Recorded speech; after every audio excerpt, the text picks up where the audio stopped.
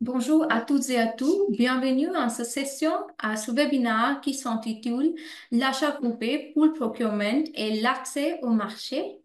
Je vous remercie d'être là. Tout d'abord, je me présente. Je m'appelle Prerna Verma. Je suis coordinatrice du cours chez Empower School of Health. Et merci. Et je donne ma parole à Madame Fatim. Parole à vous, Madame Fatim. Merci beaucoup, Madame Perna. Moi, c'est Madame Dieye, Yacine Fatim Ndao. Je suis la représentante ARC au Sénégal et j'appuie aussi les projets stratégiques. Donc, bonjour à tous et bienvenue à ce webinaire co-organisé par ARC et Empower. Ce webinaire entre dans le cadre de l'appui que l'on apporte au ministère, mais aussi aux organisations sous-régionales pour le renforcement de la chaîne d'approvisionnement. Et l'objectif, justement, aujourd'hui, c'est de discuter des initiatives des achats groupés pour voir comment, justement, promouvoir le partage d'expériences entre les différentes initiatives qu'on a eu à connaître à travers le continent, mais aussi voir aujourd'hui quelles sont les synergies et comment est-ce que ces achats groupés peuvent permettre de créer un marché pour la production locale. Donc aujourd'hui, comme panéliste, on a Madame Maraki Fikre, qui est à ARC comme experte en accès au marché et qui aujourd'hui coordonne le projet d'accès au marché à ARC Kenya. Et elle est aussi conseillère à ARC dans tout ce qui est accès au marché. On a aussi Monsieur Azer Minungu, le directeur exécutif de l'ACAM, l'Association africaine des centrales d'achat en médicaments essentiels.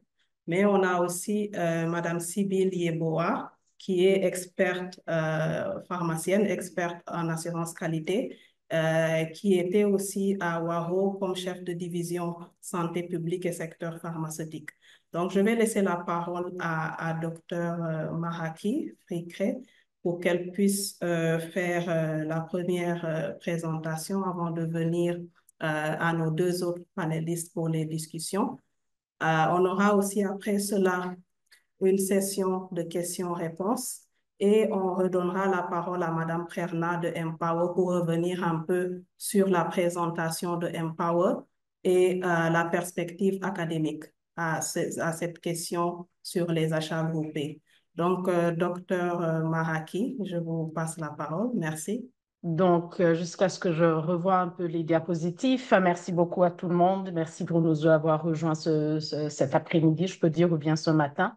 Comme Madame Yacine l'a dit, je vais présenter un peu sur l'expérience d'ARC, Africa Resource Center, dans tout ce qu'on a fait dans la mise en place des mécanismes d'achat groupé, mais aussi dans le cadre de l'appui à l'accès au marché au total.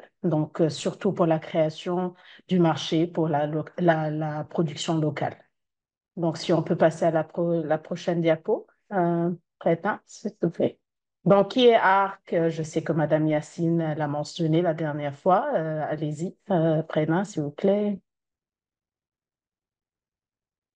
Donc, en général, ce qui est intéressant d'ARC, c'est qu'on a une vue un peu globale du continent. On travaille dans l'Afrique de l'Est, dans l'Afrique de l'Ouest, au sud et au nord aussi. On travaille avec le secteur public surtout, mais aussi avec le secteur privé pour pouvoir voir en tant qu'accès au marché et par exemple la production locale. Donc, on a des experts sur on ground, en Éthiopie, au Sénégal, et donc, avec nos connaissances approfondies, on essaie d'ajouter valeur au service des ministères de la Santé, mais aussi des ministères de Finances de plus en plus, parce que ça a rapport avec le budget disponible au ministère de la Santé. Donc, allez-y, prenez s'il vous plaît. Donc, je suis sûre que vous le savez, vous l'entendez un peu partout. Ces jours-ci, c'est les achats groupés, les achats groupés, les pool procurement. Et pourquoi est-ce que ces achats groupés sont-ils si populaires aujourd'hui, hein? N'est-ce pas? Donc, on sait que le continent en Afrique en général, après le Covid surtout, il y avait vraiment une reconnaissance de la dépendance de l'Afrique à l'égard des importations de médicaments et des produits de santé. On sait par exemple que le continent contribue à 25% de la charge mondiale de morbidité, alors que moins de 2% des médicaments et des vaccins, surtout encore moins d'1% sont produits et consommés pour les produits fabriqués sur le continent.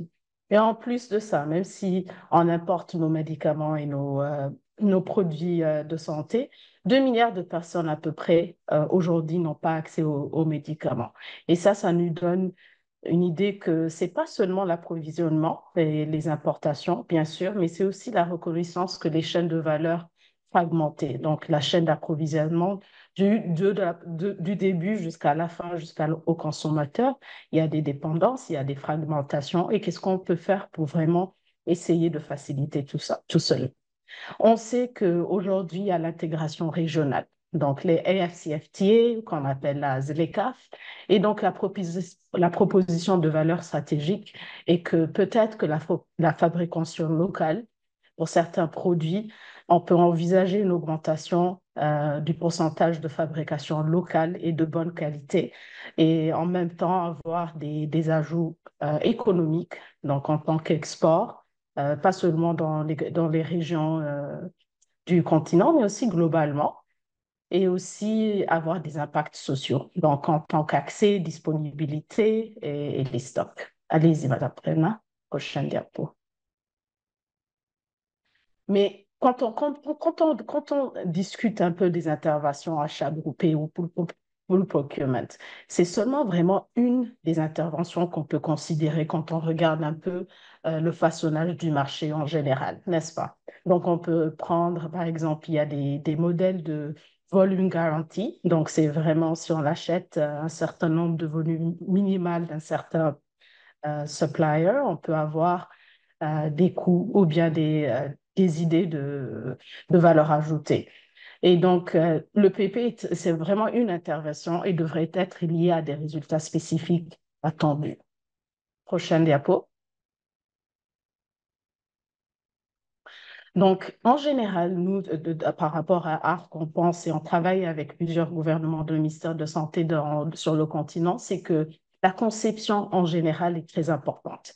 Vraiment revoir pourquoi on a choisi un modèle d'achat groupé et pourquoi pas un autre. Et et qu'est-ce qu'on veut vraiment avoir comme résultat? Est-ce que c'est réduire les coûts de transaction? Donc, est-ce que c'est la chaîne d'approvisionnement public qui achète? Ou bien c'est le secteur privé qui se rassemble, qui achète dans les centres médicaux d'achat.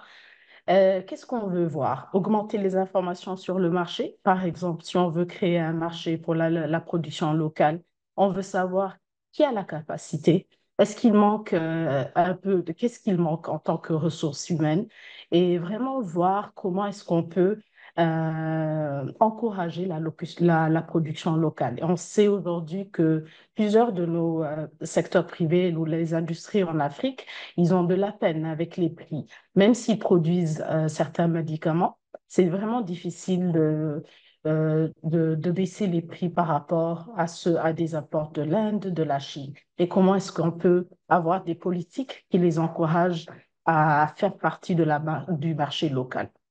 Ou bien, troisièmement, c'est équilibrer les risques du fournisseur et de l'acheteur, n'est-ce pas? Par exemple, les pays insulaires, et on sait qu'il y a des achats groupés dans les Comores, Djibouti, les petits pays insulaires aussi comme Mauritius. Et pour eux, par exemple, s'ils veulent acheter certains médicaments qui sont très rares ou à un niveau minimum, c'est vraiment, ça a un avantage s'ils peuvent euh, se, euh, collaborer avec d'autres pays du continent et essayer de réduire les risques avec le fournisseur. Et donc, ils ont plus de pouvoir de négociation. Prochaine diapo. Donc, en général, la conception qu'on propose d'ARC, c'est vraiment avoir une idée quel est le problème et la défaillance du marché qu'on essaie de résoudre aujourd'hui. Est-ce la disponibilité? Est-ce la qualité? L'accès? Le coût? L'efficacité? Mais c'est qui achète et c'est quel fournisseur qu'on veut acheter? Et comment est-ce que le marché se comporte-t-il aujourd'hui? On sait qu'en Afrique de l'Ouest comme en Afrique de l'Est, il y a plusieurs acteurs. Il y a plusieurs acteurs de l'offre, mais il y a aussi plusieurs acteurs de la demande. Et avec la régionalisation et les AFCFT, ce qu'on veut voir, c'est vraiment ne pas avoir nos fournisseurs en compétition et plutôt que les industries locaux savent quels sont les genres de médicaments ou de supports diagnostiques qu'ils peuvent produire et pour avoir vraiment une valeur ajoutée dans le marché du continent, n'est-ce pas? Et donc, la conception, quand on passe à l'achat groupé, on devrait vraiment penser exactement comment est-ce qu'on va financer ça. Est-ce qu'on est vraiment en train d'atteindre nos résultats qu'on veut et comment est-ce qu'on veut segmenter le marché de l'intervention? Est-ce qu'on se concentre sur une certaine maladie? Quels sont les produits qu'on veut grouper et acheter ensemble? Ou bien c'est des diagnostics comme le vaccin? Prochaine diapo. Donc, je ne vais pas passer beaucoup de temps sur ça. Allez-y, prenez note, s'il vous plaît. Mais encore, juste pour vous dire, quand on parle d'achat groupé, j'ai vu un peu sur le continent qu'il y a plusieurs genres d'interventions, mais la plupart se demandent, écoutez, en ce moment, 70% des dépenses publiques de santé en Afrique sont destinées à l'achat de médicaments. C'est immense. Et donc, même si on veut réduire, on achète ensemble certains produits très chers comme les vaccins. Je sais aujourd'hui que le vaccin Mpox au continent, c'est apparemment tellement cher, on ne sait même plus comment intervenir. Et donc, même si on achève une petite réduction de coûts en achetant ensemble et en négociant ensemble, ça peut avoir vraiment un impact énorme pour la santé publique. Donc, c'est vraiment normalement, quand on pense à l'achat groupé, on pense, bon, le gouvernement n'a pas l'espace budgétaire, on a un espace budgétaire très limité. On a les paiements d'intérêts, ça absorbe beaucoup les revenus, aussi pour le secteur privé. Et les dépenses personnelles, on le sait, vous, moi, nous, quand on va à la pharmacie aujourd'hui, on dépense beaucoup, n'est-ce pas, pour nos médicaments. La prochaine diapo, s'il vous plaît. Donc, c'est vraiment regarder comment est-ce qu'on peut mettre une mise en place d'un mécanisme d'achat mutualisé. Donc, si on peut réduire des coûts unitaires, achat et gestion efficace en même temps, ça nous donne de la visibilité sur nos stocks. Parce que si on ne connaît pas nos stocks, on ne va pas acheter ensemble. Et aujourd'hui, il y a plusieurs types de pool procurement ou achats groupés. On le connaît par les régions économiques comme le WAHO ECOWAS, UNECA, il y a aussi l'Africa CDC aujourd'hui, dont je vais vous en parler un peu plus, mais c'est financé d'une façon très variée. Parfois, c'est vraiment le gouvernement public qui met un peu plus d'argent sur ça, mais aussi c'est les donateurs ou les partenaires comme PEPFAR qui nous aident à s'approvisionner et et financer les achats groupés. Mais aussi au niveau sous-régionaux, mais aussi au niveau pays. Dans chaque pays, il y a plusieurs types d'achats groupés. Donc aujourd'hui, c'est vraiment pour discuter le pourquoi, quel est le type, quels sont les modèles qu'on a vus aujourd'hui. Est-ce qu'on est sur le bon chemin en tant qu'achat groupé en Afrique? Prochaine diapo.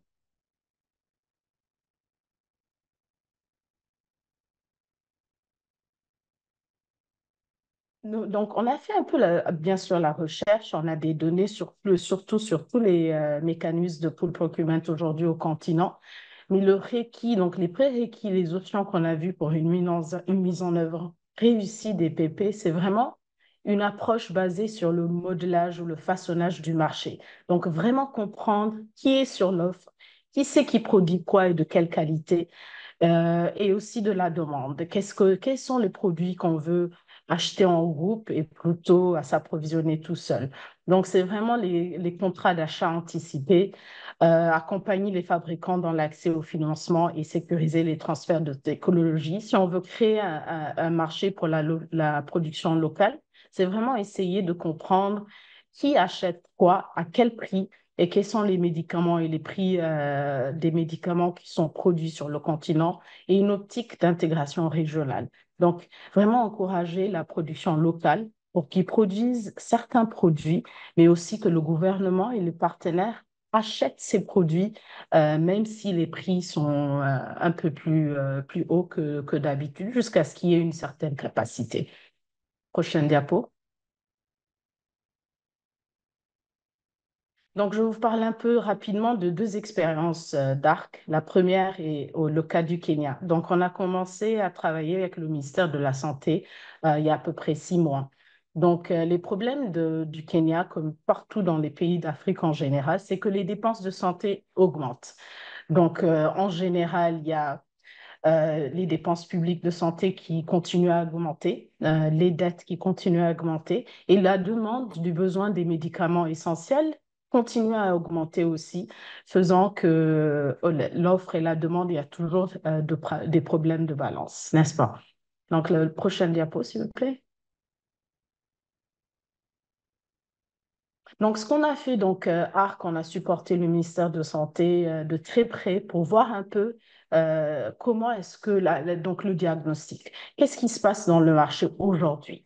Donc, on sait que le Kenya, ils ont une industrie locale très, très bien élaborée, étant peut-être une industrie locale une des plus avancées dans l'Afrique de l'Est. Mais en général, on a vu avec le ministère de Santé, de Finances et aussi dans l'industrie, qu'en général, il y a un problème de compétitivité pour l'industrie locale. Et ça, on le sait un peu partout, c'est que les prix qui sont produits localement ne sont pas compétitifs parce qu'il y a plutôt les coûts des intrants, donc API, excipients, qui sont immenses, ou bien il y a pas de subvention pour quand ils importent ces intrants. Il y a des obstacles politiques à l'accès, donc il n'y a pas d'achat préférentiel du gouvernement. La plupart du temps, l'industrie locale se trouve en exportant leurs produits plutôt que de revendre au gouvernement même. Et les normes de qualité, bien sûr, c'est très coûteux pour le secteur privé d'avoir une qualité de produit de WHOPQ. Et donc, il y a vraiment une nécessité d'une création du marché pour eux d'une façon, en regardant les politiques, la régulation, mais aussi les données et quels sont les produits qu'ils produisent. Deuxièmement, c'est les coûts d'approvisionnement et les coûts ne sont pas abordables. Donc, en général, quand vous regardez un peu dans chaque pays, le budget qu'ils ont pour s'approvisionner et quels sont les médicaments qui s'approvisionnent, c'est intéressant de voir qu'il y a un gap ou bien un peu de recul en tant que la capacité de l'industrie locale. Et pourquoi ils n'achètent pas de l'industrie locale était très intéressant. Mais aussi, troisièmement, c'est la qualité. Bien sûr, les produits locaux sont perçus de mauvaise qualité en général. Même s'ils allent chez le consommateur, ils vous disent, bon, si j'ai un generic versus un brand, je vais prendre un produit qui est produit localement, je prends l'import, n'est-ce pas, la plupart du temps. Et donc, c'est vraiment un manque de confiance dans nos industries locaux qu'on doit vraiment s'adresser aussi. Et merci. Prochaine diapo, Anna. Donc finalement, pendant qu'on était en train de faire ce travail de co-création, le président ou le gouvernement du Kenya a annoncé que, à cause de leur industrie assez forte au Kenya pour production locale, ils ont dit, écoutez, nous, on a une volonté, on va faire ce qu'on peut pour vraiment redonner une bonne capacité à notre industrie locale. On va financer, on va aider quoi que ce soit pour aider notre industrie, mais aussi pour obtenir les objectifs de la CSU, donc abordabilité, la disponibilité des médicaments essentiels.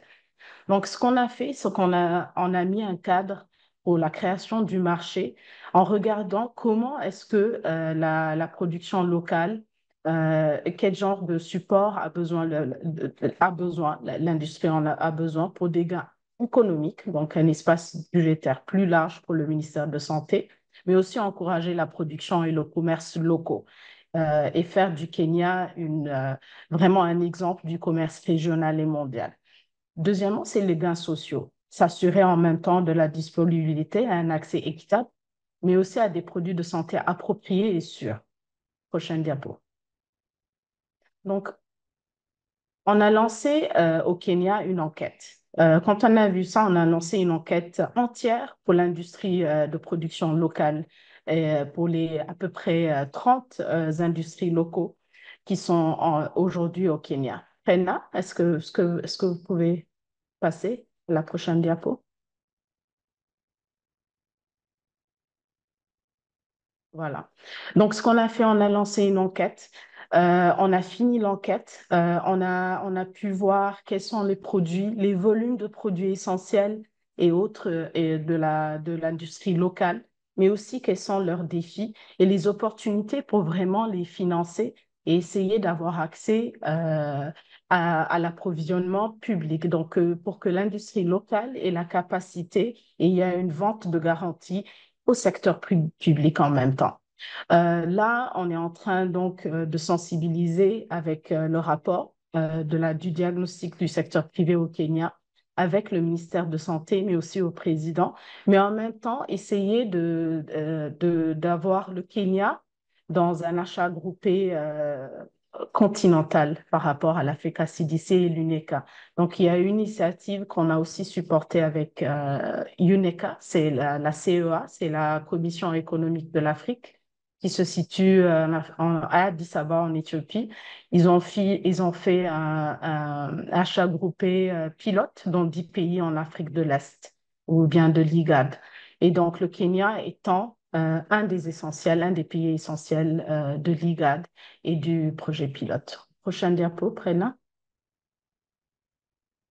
Donc la CEA, juste pour vous donner un peu une idée de ce qu'on a fait avec l'UNECA ou bien l'achat groupé au niveau de 10 pays pilotes de l'Afrique de l'Est.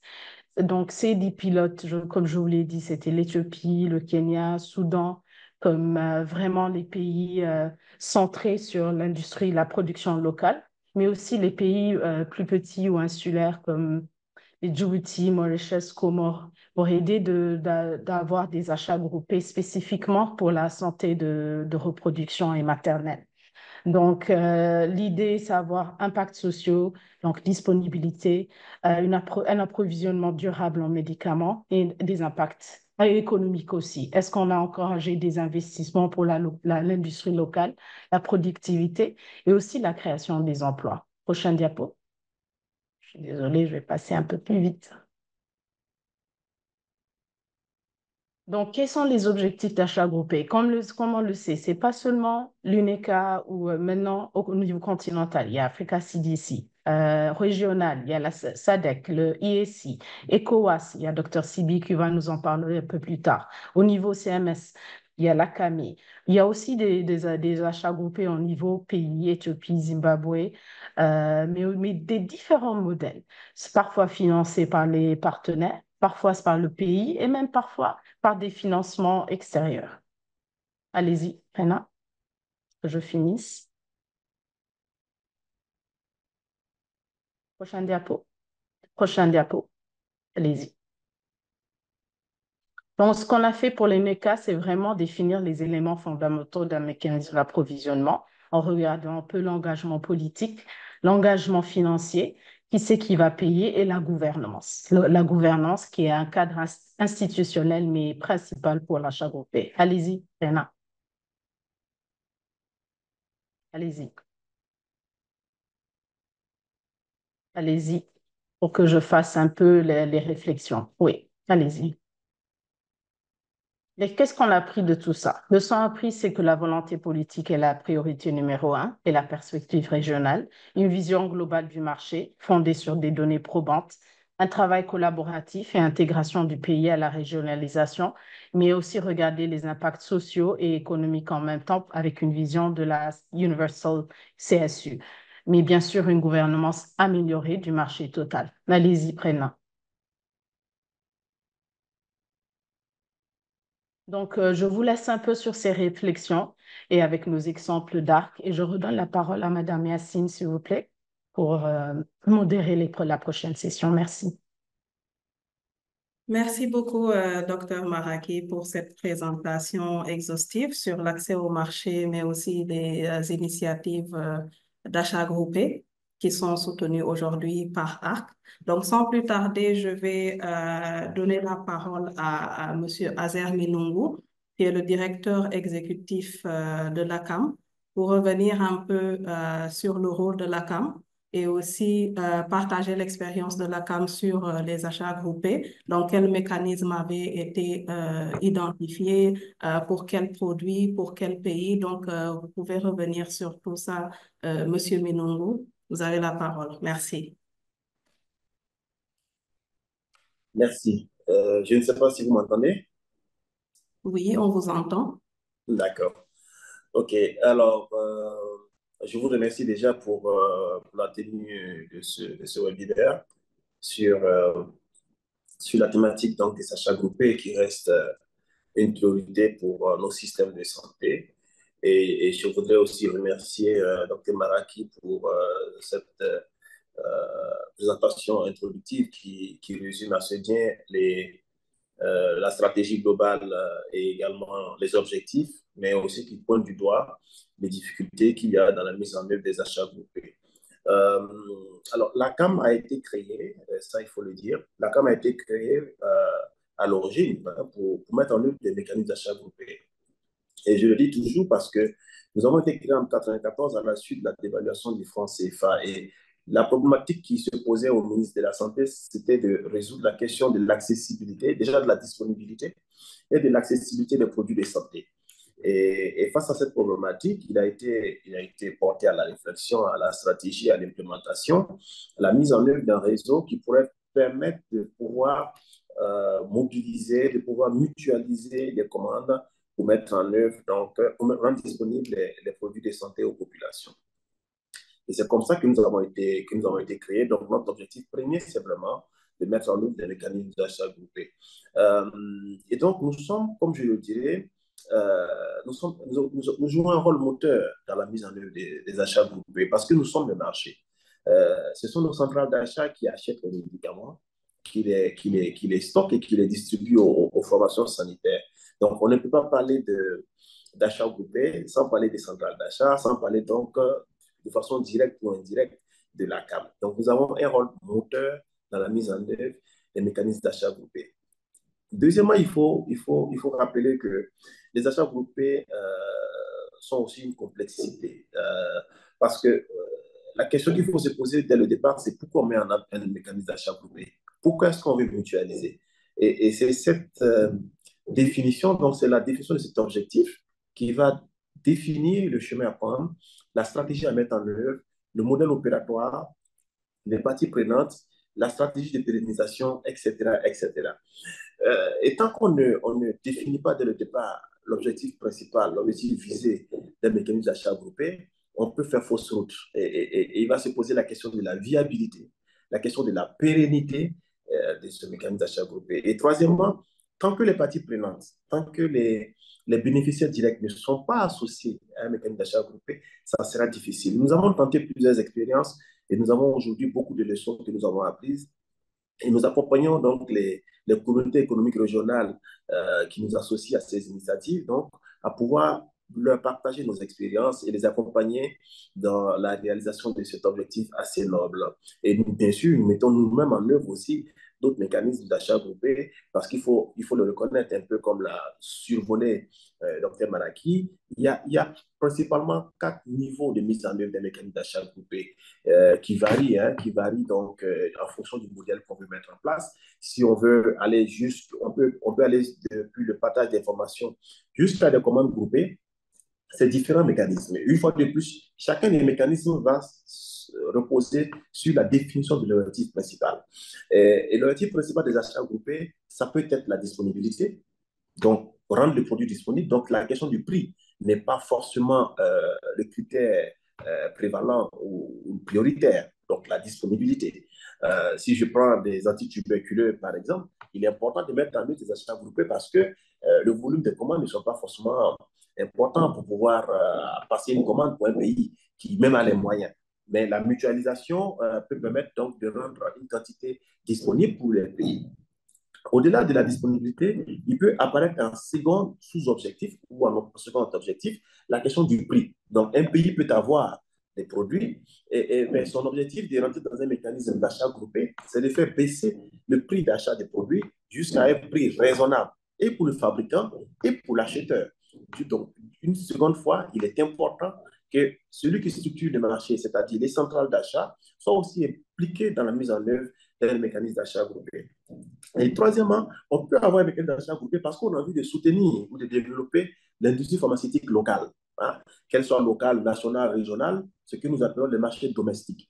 Et l'objectif, donc, dans ce cadre-là, ça vise peut-être, hein, si on s'inspire de ce que les pays, comme on l'appelle, les dragons asiatiques ont mis en place pour s'industrialiser, on peut décider de mettre en place des mécanismes d'achat groupés juste pour soutenir notre industrie pharmaceutique locale et lui permettre de conquérir un marché suffisamment structuré, qui soit significatif et pouvoir garantir donc la pérennité, l'indépendance et la souveraineté pharmaceutique que nous appelons de nos voeux. Donc, en fonction des différents modèles, en fonction de l'objectif visé, il y a le chemin à prendre peut être différent en fonction du modèle qu'on veut prendre. Mais une fois de plus, j'insiste, on ne peut pas mettre en œuvre un mécanisme d'achat groupé sans que le marché ne soit structuré, sans que les centrales d'achat qui sont les suivis ouvriers des politiques pharmaceutiques de nos ministères de la Santé soient impliquées et pour avoir de conséquences sans que la CAM soit impliquée de façon directe ou indirecte. Donc, nous jouons un rôle central pour répondre à la problématique. Nous jouons un rôle central dans la mise en œuvre des achats groupés. Merci beaucoup, Monsieur Azer. Je pense que c'est très clair. Donc, vous êtes revenu un peu sur le rôle de la CAM. Et je pense qu'elle a un rôle même qui est intrinsèque à la mise en place de ce genre de mécanisme. Et aussi, vous êtes revenu un peu, disons, sur la pertinence avec les différents objectifs. Et je pense que le message est assez clair. Donc, c'est important pour les pays ou les organisations qui veulent mettre en place un mécanisme d'achat groupé d'avoir un objectif d'abord qui est clair pour que le mécanisme puisse être pérenne, mais aussi à l'implication des parties prenantes, surtout des pays qui doivent faire partie de ces achats groupés-là dans la réflexion et dans la conception des achats groupés. Mais vous avez aussi parlé du partage d'expériences avec les autres initiatives. Donc, c'est là vraiment que je vais revenir sur peut-être une deuxième question. C'est qu'aujourd'hui, la CAM couvre 22 pays, si ça n'a pas changé entre-temps. Donc, vous êtes à travers, disons, plusieurs organisations économiques sous-régionales qui aujourd'hui aussi sont en train de vouloir mettre en place des initiatives d'achat groupé. Est-ce qu'aujourd'hui, toutes ces initiatives qui visent à peu près, disons, les mêmes pays ne constituent pas aujourd'hui une lourdeur ou un fardeau pour les pays qui doivent disons, s'engager dans ces achats groupés? Est-ce qu'ils ne seront pas un peu perdus sur quel mécanisme adopter? Il y a tellement d'initiatives. Aujourd'hui, qu'est-ce que vous en pensez de ces différentes initiatives à travers les organisations? Alors, je vous remercie pour cette question qui est très pertinente et très importante. Je voudrais notifier deux choses. Nous avons mis en place un mécanisme d'achat groupé qui repose sur une décision des acteurs opérationnels que nous sommes. Donc, des centrales d'achat, donc réunis ensemble pour dire sur tel et tel défi, nous allons mettre en œuvre un mécanisme d'achat groupé. Donc, nous connaissons déjà nos priorités, nos objectifs, le chemin à suivre, et nous avons quand même une expérience pour avoir identifié pendant des années quels pourraient être les goulots d'étranglement. Après, il y a des initiatives d'achat groupé qui sont portées impulsées par la volonté politique, donc par les communautés économiques régionales, donc qui visent aussi à pouvoir rendre disponibles des intrants de santé. Donc, les deux choses ne sont pas contradictoires, mais elles sont complémentaires. Et nous avons une bonne expérience sur la partie opérationnelle et la partie politique, nous essayons d'apporter notre contribution parce que au final, nous visons la même chose, c'est de faire en sorte que le médicament de qualité soit disponible pour le patient et à moindre prix. Et donc, dans cette initiative, dans ces différentes initiatives, nous apportons notre expertise et notre compétence, dans la mesure où nous avons une bonne connaissance du marché.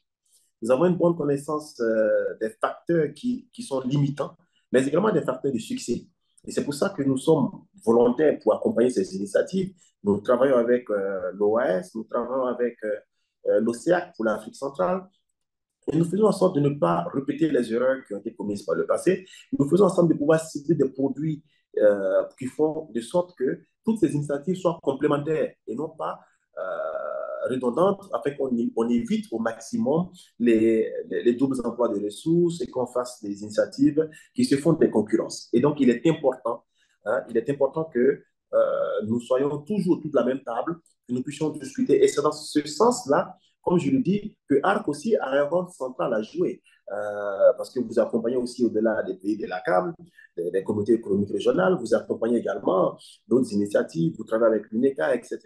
Et donc, il est important que en tant que partie prenante, en tant que partenaire, nous soyons toujours up-to-date, nous sommes toujours à jour de ce qui s'est fait et que nos orientations, nos actions soient vraiment complémentaires et non pas dans une visée de duplication ou malheureusement qui peut paraître comme étant des concurrences. Non, soyez rassurés à ce niveau. Nous accompagnons les pays. Nous accompagnons toujours, nous travaillons toujours avec l'OMS parce que nous sommes un acteur non étatique en relation officielle avec l'OMS.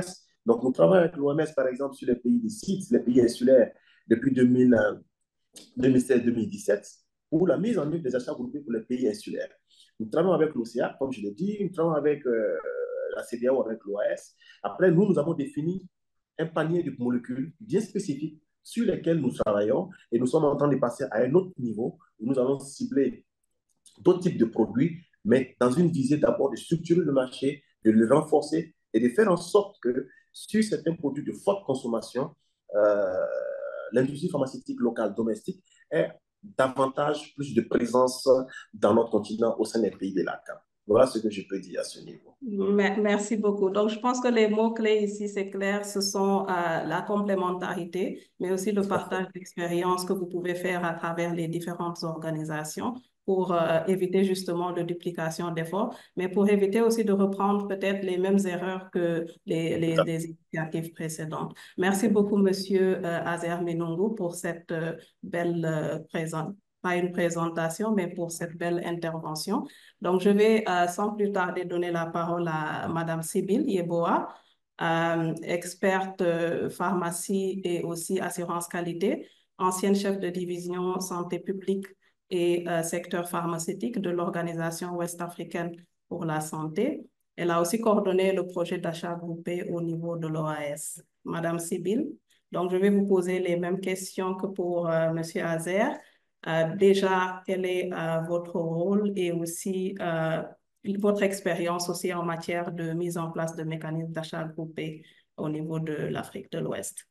Okay, thank you. I'm going to speak in English and I'll probably from time to time mix it with French if needed. Just like the two speakers have said, actually the essence of pool procurement has become very relevant because of the needs of the region. For instance, in 2014, ECOWAS did what we call the store security, but because of the trend and approach for which we did, we could not get the maximum benefit. So the impact was not really felt as we wanted because of the mode of payment. But then when it came to the COVID period where the need of medicine, especially vaccines and other medical devices became a high protocol demand for the region because of its the situation, the public health situation. The head of states, decided that it was necessary to look at pool procurement as well as a revolving fund for the region.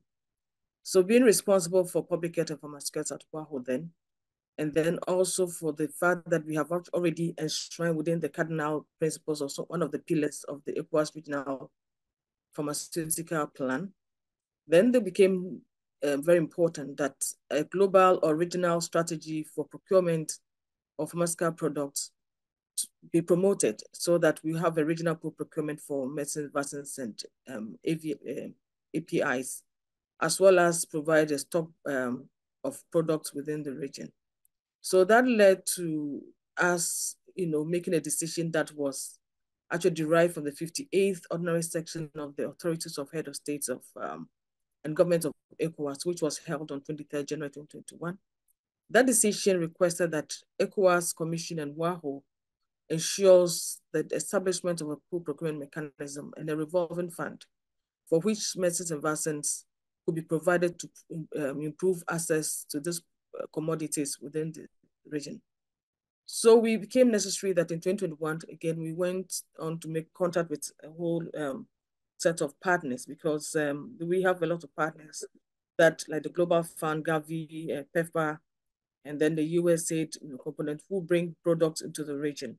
We also needed to maximize the monies that and the resources that are given to us. So we made a consensus effort to integrate all the stakeholders within the region the global, the region, and other partners that have already worked with WAHO, so that the Bill and Melinda Gates, the WHO Global Fund, NEPAD, UNICA, ARC, African CDC, and ACAM, USAID, UNITAC, and the rest. And we also engaged PAHO and other agencies or institutions that had already done food procurement globally or in other continents to see how best we can address the food procurement mechanism to ensure that access to quality, safe, and affordable medicines are established within the sub-region, so that in case there's another event or pandemic or epidemic, we know how to address it. And then we also look at the fact that we needed to also take into cognizance products that are being produced within the sub-region. And then looking at the fact that we need to have the regulatory oversight because we need to ensure quality of the products, So we linked regulatory to food procurement and of course procurement and local manufacturing as an emblem of events that needs to be done. So in 2022, March, we engaged all the procurement officers in our region to discuss the way forward. And we had a lot of insight into it, and that actually initiated a bigger spectrum of meetings with partners and our stakeholders, as well as the national regulatory agencies or officers, the chief pharmacists, and then regulators again, and then other global, continental, and regional partners, which I've mentioned a lot, to ensure that we galvanize our efforts to initiate the procurement process and then the supply chain mechanism that we can put together to work and see what we can do. So we had a few series of face-to-face meetings and then some virtual meetings to validate some of the documents that had been developed already and ascertain the method of use, and then define the documentation needed, the criteria and list of medical products that we have to start with, as well as a governance structure, which is organogram and agreement structures that we could utilize to align to the work that we're supposed to do. And then of course, ensure that there was a quality policy framework for which would help us to select products that will be used both at the regional and the national level. So out of this efforts, we were able to come out with two identical or identifiable strategies or integrated strategies, which were the group contracting as well as the central contracting approach.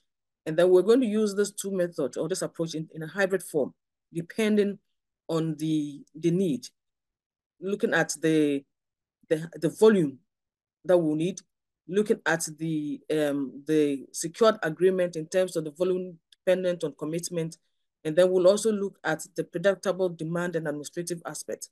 So all these were, issues that we had to discuss, be able to coordinate and forecast which of the products that needs to be done or taken by the region. Because definitely we can't take the work from the nationals as well, even though we are helping them. So we needed to have a specific list of products that will work on the food procurement mechanism. We also had to look at the funding that will be needed for payment, particularly at the central level where we're doing the central pricing and contracting process. For the group, we may have to look at it in terms of who are those that are interested in. If we have some few conditions or diseases that affect maybe 4 or 5 countries like the Ebola, then we need to have confined to that segment of group of people. So what is the volume that we need if we pick up these countries like Liberia, Sierra Leone, Guinea, and then some aspects in Nigeria when it happened within the Ebola time? We have to put all the, or quantify the quantity of medicine that we need. Are the countries ready to look at that volume and pay for or decentralize it? So that were thoughts that were brought together so that we don't have to buy for a whole region when some countries don't need that particular medicine. That will be using the group contracting approach. In conditions or situations like the COVID, where it affects beyond borders, I mean, so high beyond borders in the sense of like a generalized regional condition like the COVID, we'll use a centralized approach where then that will depend on the reserve funding payment, which is centralized under the revolving fund. So that one would also based on that, and that we look at it. The advantage of this two process was that because of the pricing framework system, the affordability of medicines becomes much better than each individual countries going to a particular manufacturer to buy. Because in terms of securing payments or securing agreement from a manufacturer or a supplier, each country may not have the volume. So it's a matter of volume dependent commitment. So we look at that as well. And then we also look at whether the predictable demand and administrative parameters. So that was also more available, because even if it's group contract and it's country dependent, yeah, because they're coming together and being helped by a secretariat, it also becomes more favorable. And then if it's centralized, it becomes even much better. So we look at those dynamics and make sure that we worked at it. And then with the structure or the status of the structure, we will have to look at the organogram, organization of it all, which there's a secretariat, and there is also subcommittees that will be formed under the secretariat, which is the procurement subcommittee, the quality assurance and appeal committee, funding management subcommittee, and all those, so that the structure becomes more unified and then smooth running. There's an agreement that has to be signed between the countries and also with the suppliers. All those documents has been prepared and ready. We have also looked at the mechanisms to the tendering processes, whether it's going to be open, restricted. We've looked at the various requests for proposal, requests for quantifications, and then single source, and all those dynamics has also been prepared. And then, of course, the need for identification, vendor selection, submission of process, and all that, all process that has been worked for. And then we will look at the government's commitment, which we have from the 2021 submission, but we need to emphasize on that commitment. So the agreements with countries will have to be signed as well in that perspective. And then the financing vehicle is also will be based strongly on a model of the ECOWAS Regional Revolving Fund, which it's expected that the countries, the governments that we have within the region would commit certain amounts of the health fund into that funding. We'll also look at the a process where we have donor partners supporting, and then we have also the payment of the medicine itself, repayment of medicines within. So those together will bring what is needed. So we actually have expected results well defined in terms of what we intend to do if all well, because the work of WAHO is to see to the health needs of the region, and particularly when it comes to access to public health commodities like medical products. Here, the medical products is looking at both medicines, which is pharmaceutical, we're looking at vaccines, we're looking at medical products or medical devices, which is all part of the, the plan activity under the pool procurement mechanism. So, and we are fortunate that there's also the aspect of the medicines regulatory harmonization for the region that is going on, the initiative. So that is also going to look at the quality aspects. And we've had a lot of, some few product that has been registered already, and that holds the central core. Of course, we'll look at WHO PQ products, we'll look at products from other listed, WHO listed agencies and all that. So those are decisions that have been made, and it's part of the quality assurance policy framework that looks at certain decision trees and how we work with. So it has also helped us in our criteria selection and the policies drive that will lead to supporting the local manufacturers. So I'll stop here. If there's another question, then I'll move on to that. Merci beaucoup, Madame Sibylle. Et toutes nos excuses pour l'anglais, mais je vais un peu résumer. Donc, l'organisation ouest-africaine pour la santé, qui est l'institution de santé de la CEDEAO, donc a eu une initiative de mettre en place un mécanisme d'achat groupé pour la sous-région, mais aussi la mise en place d'un fonds renouvelable, donc pour les médicaments, les vaccins et aussi les équipements de protection. Donc, entre 2021 et 2022, il y a eu quand même des activités d'engagement avec les différentes parties prenantes, c'est-à-dire les différents pays, les gouvernements, mais aussi les partenaires qui financent la chaîne d'approvisionnement, comme le Fonds mondial, l'USAID, Mais aussi, lors de ces discussions, d'autres partenaires ont été intégrés, comme l'OMS, NEPAD, UNECA, il y a eu la CAM, ARC, Africa CDC, pour que tous puissent s'aligner sur l'objectif global du mécanisme d'achat groupé, qui ici est la disponibilité et l'accessibilité des médicaments à travers la sous-région. Et aussi, dans ce projet-là, il y a toute une partie harmonisation de la réglementation, mais aussi assurer la qualité des médicaments jusqu'au dernier kilomètre. Donc, des comités et des sous-comités ont été mis en place dans cette perspective pour concevoir le mécanisme d'achat groupé qui sera basé sur un modèle d'approvisionnement centralisé. Et toutes les politiques d'achat et d'approvisionnement ont déjà été développées et une quantification a été faite au niveau des pays cibles, donc une quantification pour avoir le volume requis. Et ce volume va aider justement à réduire les prix, mais à avoir aussi un modèle de financement centralisé et une tarification aussi centralisée. Donc, ce sont aussi quelques avantages du mécanisme d'achat groupé qui est en train d'être mis en place au niveau de l'Afrique de l'Ouest. Et aujourd'hui, ces comités sont en train de s'activer dans l'opérationnalisation même du mécanisme d'achat groupé. Et le but ultime, c'est comme je l'ai dit tantôt, c'est de disponibiliser les médicaments à travers la sous-région. Donc, merci beaucoup, Madame Sibylle, pour le partage de cette expérience de l'Organisation ouest-africaine pour la santé de la CEDEAO. C'est vrai que malheureusement, on n'a plus beaucoup de temps, mais on va peut-être prendre une ou deux questions des participants avant de passer à la présentation de Empower pour clôturer. Donc, celui ou celle qui a levé la main, si vous pouvez activer votre micro et donner votre question. Sinon, on a une question ici. Quel est le défi majeur des achats groupés?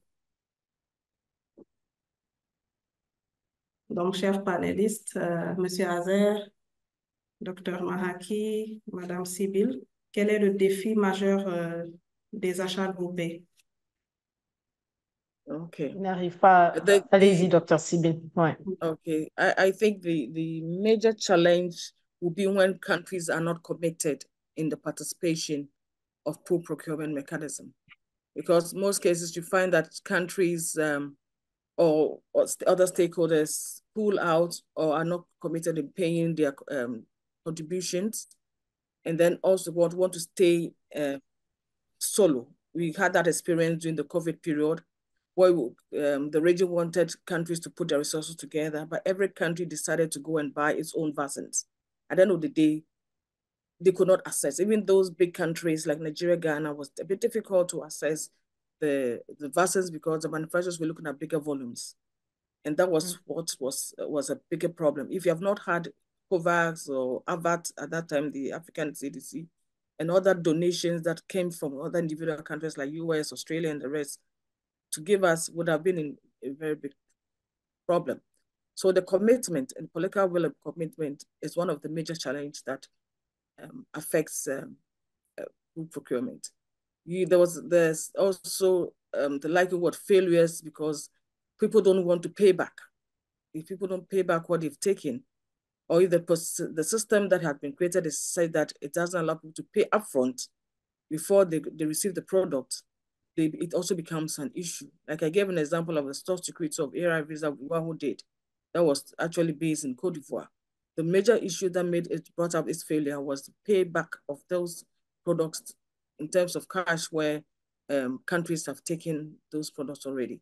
So this is a major issue because it should be a revolving, something that can recycle itself or revolve so that everybody can have access to it. That is the one of the major problems. Again, if the supply chain system is also not well structured, then it also becomes another problem where the products can reach the nearest kilometer or the user end in the far remote areas. A third point I will also look at is that if you don't have a manufacturing base, and we always have to import products far away, by the time it reaches through the shipment and all the processes, to get to the needs point, it also becomes, it takes too long. So the strengthening the capacity of our local manufacturers is very, very important, because pool procurement itself provides an expanded market, which gives volume of products, because of the demand.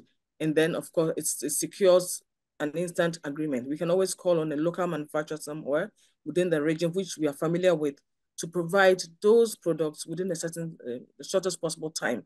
So that means access becomes accelerated or increased, where production capacity is also,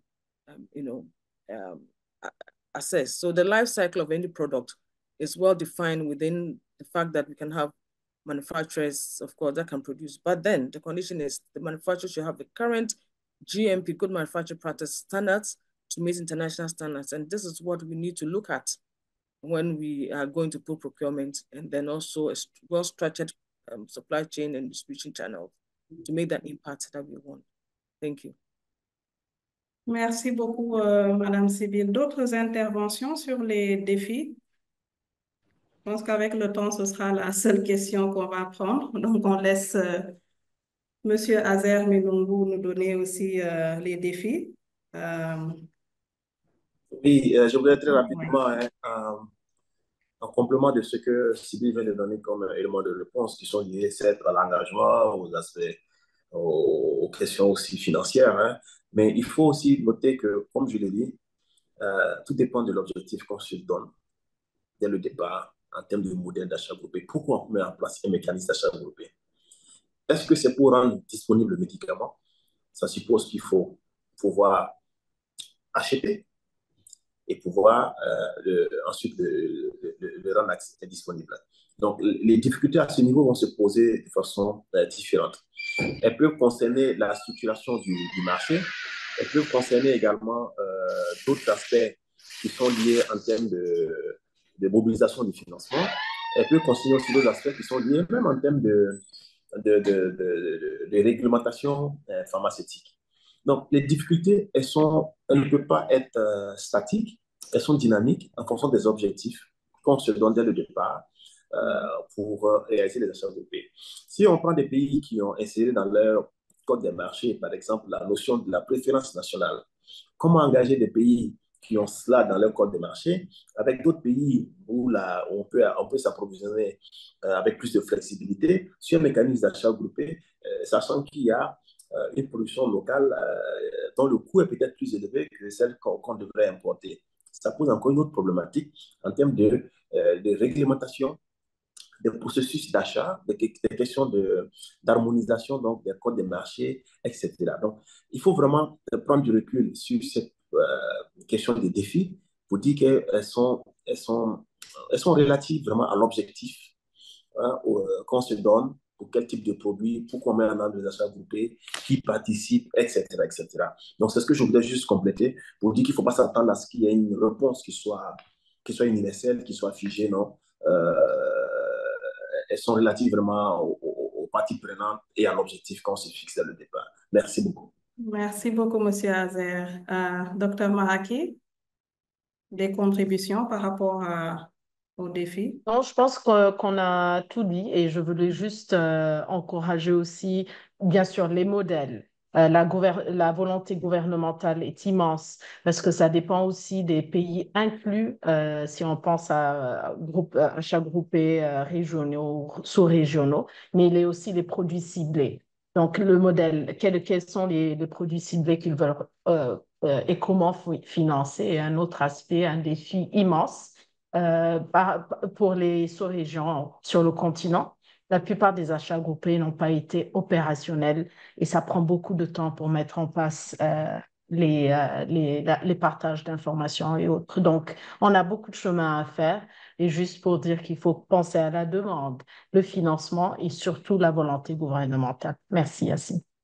Merci beaucoup.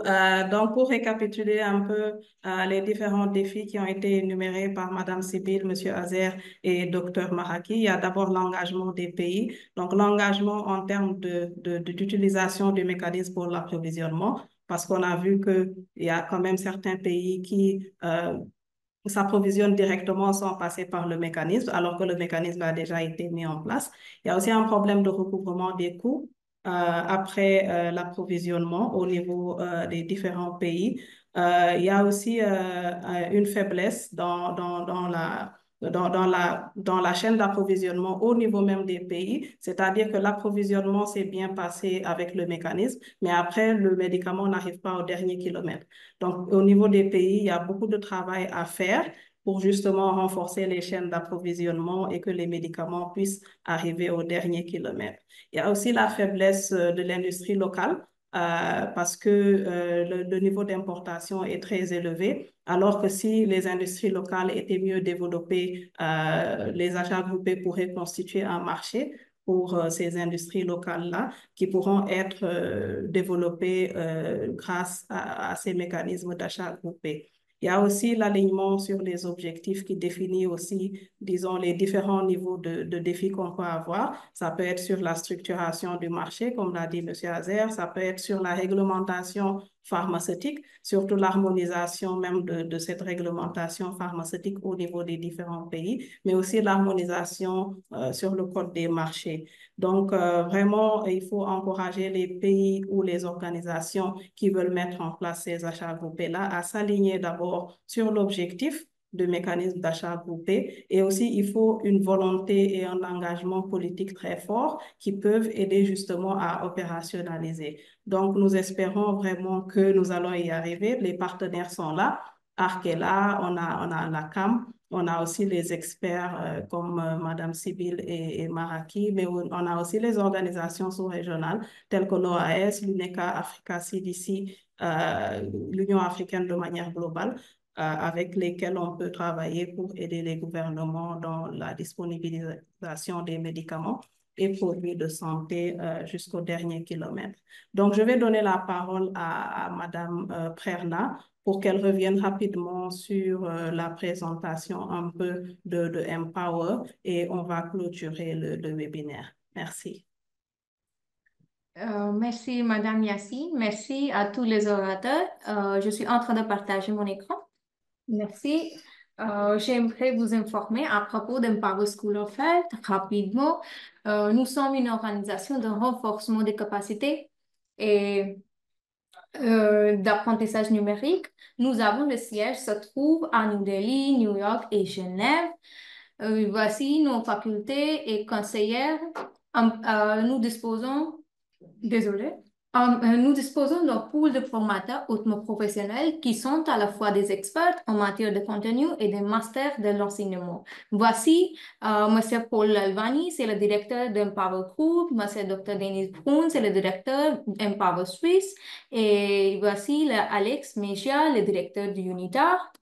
C'est Empower, un coup d'œil, nous travaillons à grande échelle et nous avons dispensé plus de 2 millions d'heures d'apprentissage dans son pays et dans 20 langues différentes. Notre mission est de transformer la façon dont les gens apprennent, travaillent et sortent de vie par le biais de l'apprentissage numérique. Et notre objectif est de veiller à ce que votre matériel soit appris, compris et appliqué pour obtenir le résultat. Et c'est notre partenariat multipartite. Nous sommes actuellement engagés avec ces organisations. Nous offrons des cours de diplôme d'études supérieures et de master en collaboration avec UNITAR. Voici la structure de notre cours. Nous offrons des cours de formation de durée variable qui peuvent être adaptés aux besoins de différents élèves comme suit. Par exemple, nous offrons le cours de master de 24 mois et ainsi que le 12 mois, le diplôme, le programme de 12 mois et le certificat. Voici, c'est notre accréditation, le ASIC, ISO et FIBA. Nous avons accrédité par ces normes les plus élevées de formation universellement accréditées dans le domaine à la santé publique. Et voici les témoignages de diplôme d'Empower. Donc, c'est tout. Je voudrais remercier à tous, mais je voudrais remercier. Merci d'avoir assisté à la session. Je voudrais remercier à notre panéliste. Permettez-moi de clôturer la session. Merci beaucoup à tous et nous remercions les panélistes et les participants.